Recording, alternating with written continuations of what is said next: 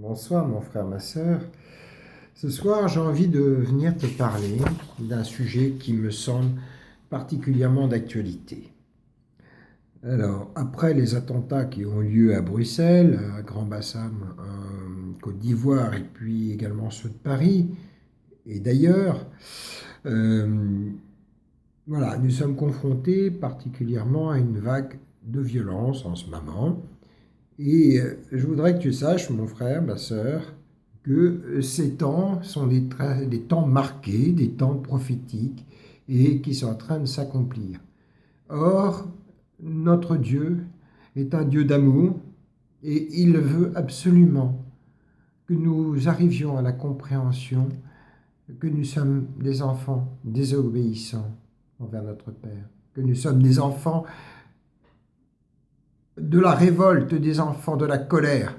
Or, cette colère, elle s'exprime, elle a un nom qui s'appelle le radicalisme, l'islamisme et toute forme de violence, qu'elle soit politique ou sociétale.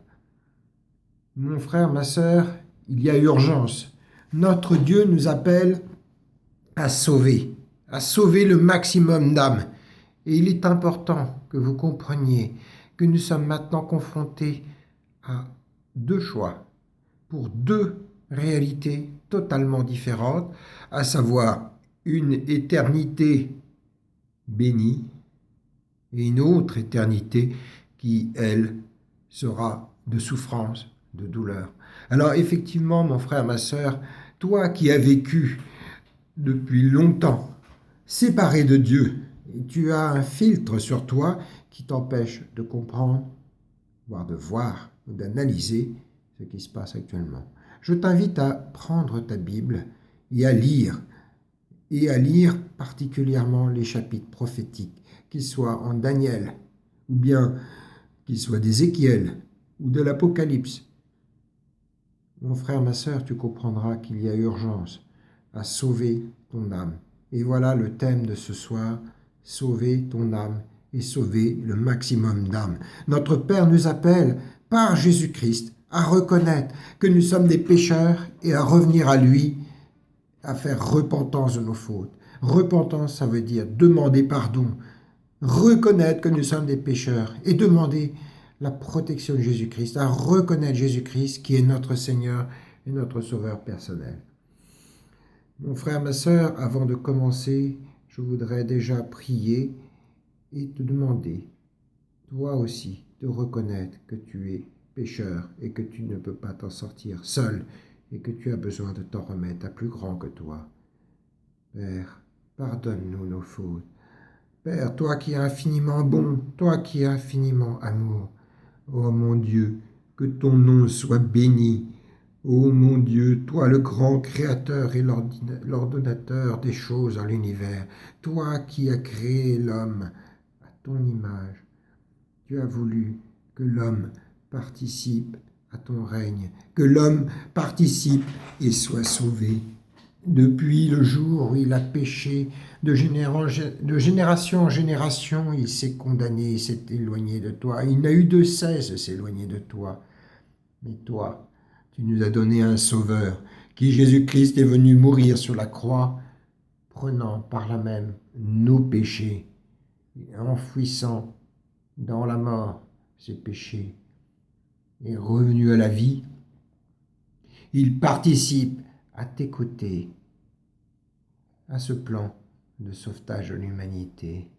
Ô Seigneur Dieu Tout-Puissant, nous te rendons grâce, toi qui nous as donné l'Esprit comme un autre consolateur pour nous guider, nous conduire. Tu nous mets à cœur ce soir qu'il est urgent de demander pardon et de revenir à toi. Ô mon Dieu, que ton nom soit béni.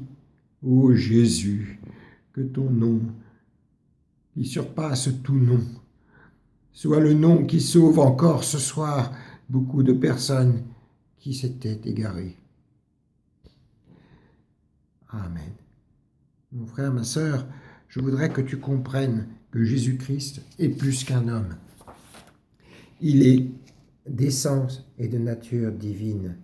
Il est homme, et vraiment homme. Il s'est fait homme, il s'est incarné sur terre conformément au plan de Dieu, avec une mission de venir mourir sur cette terre, afin que son corps et son sang donné en offrande soient un don sacrificiel, un holocauste de bonne odeur pour plaire à Dieu et surtout effacer la dette originelle que nous avons envers notre Créateur.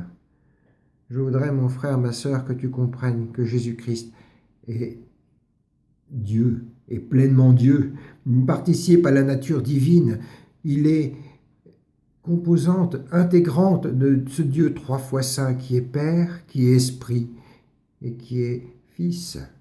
Il est Fils. Il est l'ombre des choses. Il est la nature, la représentation visible du Dieu invisible.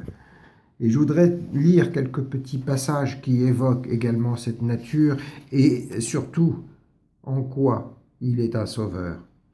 Alors, dans les Actes des Apôtres, au chapitre 4, au verset 12, il est dit « Il n'y a de salut en aucun autre, car il n'y a sous le ciel aucun autre nom qui ait été donné parmi les hommes, par lequel nous devions être sauvés. » De même, en Corinthiens,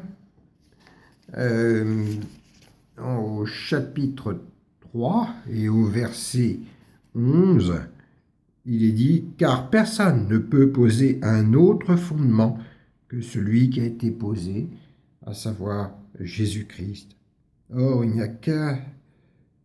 si quelqu'un bâtit sur ce fondement avec de l'or, de l'argent, des pierres précieuses, du bois, du foin, du chaume, l'œuvre de chacun sera manifestée, car le jour le fera connaître, parce qu'elle se révélera par le feu, et le feu éprouvera ce qu'est l'œuvre de chacun. » Voilà, il faut que tu comprennes que Jésus-Christ se tient bientôt à la porte et qu'à cette porte, il va frapper à ton cœur. Nous sommes à l'aube du retour de Jésus-Christ. Jésus-Christ est bien plus qu'une religion. Jésus-Christ est un sauveur. Il est celui qui est mort pour nous.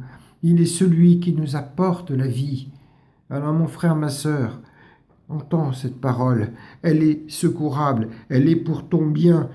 Ce n'est pas une religion qui te sauvera, mais c'est cette relation que tu auras avec ton Seigneur et ton Sauveur. Dans Timothée, 1 Timothée chapitre 2, versets 5 et 6, il est dit « Car il y a un seul Dieu, il y a aussi un seul médiateur entre Dieu et les hommes, Jésus-Christ, homme, qui s'est donné lui-même en rançon pour tous. » C'est là le témoignage rendu en son propre temps et pour lequel j'ai été établi prédicateur des apôtres. C'est Paul qui parle. Et Paul, Dieu sait si il a rencontré Jésus-Christ dans une situation bien particulière. Il était rebelle à l'autorité de Jésus-Christ qu'il ne reconnaissait pas en tant que juif zélé. Et c'est Jésus-Christ qui lui est apparu, qui a donné sa feuille de mission et qui lui a révéler toute la grandeur de sa nature. Il est seul intercesseur entre Dieu le Père et les hommes. Donc il ne peut y avoir de salut que pour ceux qui reconnaissent Jésus-Christ. À savoir que si demain tu meurs et que tu as reconnu Jésus-Christ comme Seigneur, comme Sauveur, et que tu as fait repentance de tes fautes, que tu t'es fait baptiser, mon frère, ma sœur, alors oui, tu peux participer à cette œuvre grandiose et ce paradis qui est fait pour toi. Il faut recevoir le Fils, et qui ne reçoit pas le Fils ne reçoit pas le Père, et qui reçoit le Père reçoit le Fils, car Jésus-Christ est le sacrifice même de cet acte d'amour qu'a voulu Dieu, notre Père, pour nous sauver. Cette relation à Jésus est essentielle, mon frère, ma sœur. Elle est essentielle car c'est par là aussi et par la manifestation que Jésus aura avec toi que s'établira cette relation de confiance et d'amour qui va aller grandissant. Cette relation que tu vas avoir, qui va toucher ton cœur, qui va venir par la lecture de la Bible, par la prière,